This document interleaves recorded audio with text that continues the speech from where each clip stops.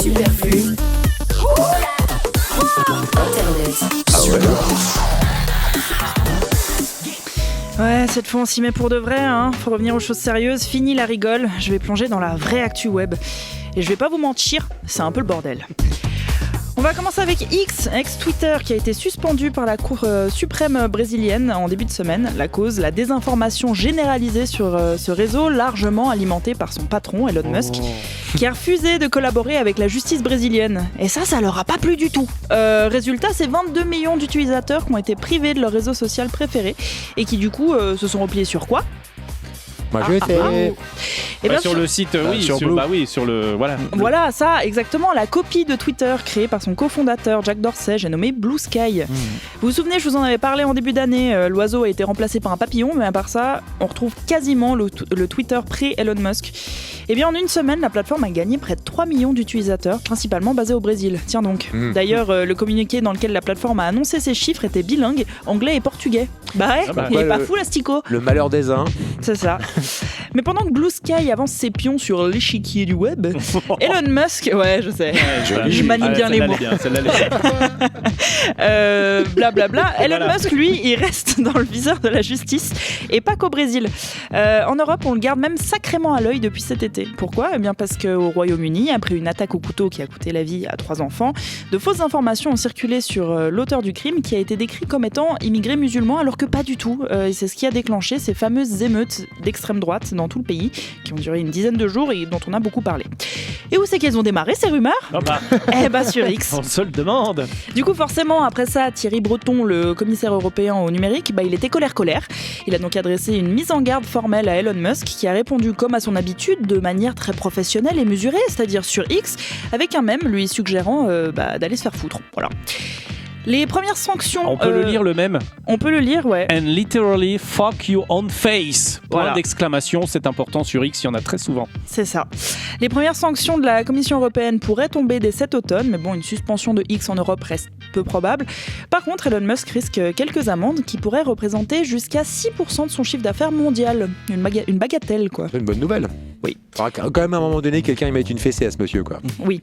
Mais tonton Musk n'est pas le seul à avoir eu des ennuis avec la justice cet été. ByteDance aussi a eu son lot de drama. Déjà en Europe avec le programme de récompense TikTok qui a été définitivement retiré du marché. Je vous en avais parlé lors de sa suspension de TikTok Lite.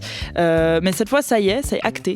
Mais aussi aux États-Unis, encore et toujours, où le ministère de la Justice a porté plainte contre le réseau social chinois pour violation généralisée des lois de la protection de la vie privée des enfants.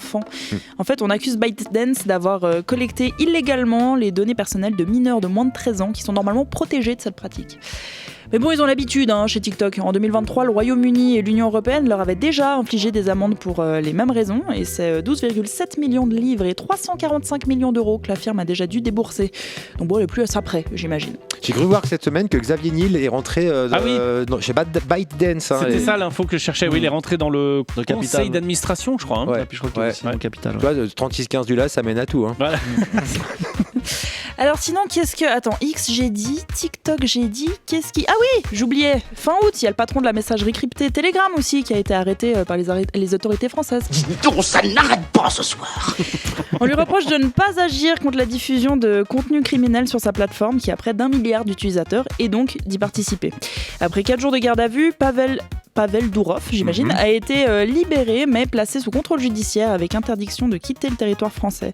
Et dans un communiqué posté hier sur Telegram, il s'est exprimé pour la première fois sur le sujet, se disant surpris de la démarche des autorités. Il trouve absurde d'être tenu responsable pour les agissements d'autres personnes sur sa messagerie et ajoute, je cite, « Si un pays n'est pas satisfait d'un service internet, la pratique établie consiste à entamer une action en justice contre le service lui-même et non pas contre son fondateur. » Mais alors, qu'est-ce qui pose autant de problèmes avec Telegram ? Eh bien, son concept même. Le réseau est si bien crypté pour protéger la confidentialité de ses utilisateurs que c'est devenu le paradis des organisations criminelles et terroristes. Durov s'est d'ailleurs souvent exprimé sur le sujet en expliquant qu'on ne peut pas créer une plateforme sécurisée pour tout le monde, sauf pour les criminels. certes, mais du coup, sa plateforme regorge de contenus illégaux et de groupes extrémistes. À suivre, donc, mais ce qui est sûr, c'est que... J'aime beaucoup ce tapis.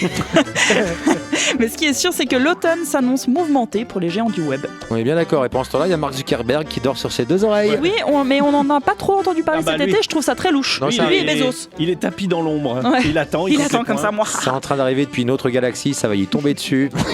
Il va prendre cher, Laurent. Non, rien, je voulais dire aussi, peut-être, tu te demandais pourquoi est-ce que notre ami de Telegram a été en prison, c'est parce que c'est un ami de Poutine aussi, je pense que ça ne doit pas aider. Oui, ça doit pas aider, je pense. Alors non, pas spécialement, parce qu'il était à Saint-Pétersbourg et il s'est barré à Dubaï, je crois, aux Émirats Arabes Unis. Donc, oui, mais je crois que depuis, le Kremlin s'est insurgé de son arrestation. Ouais, Poutine est complètement en train de péter un câble à cause de ça. Ouais. Bon, on va peut-être terminer cette année déjà, on verra si on a l'année prochaine.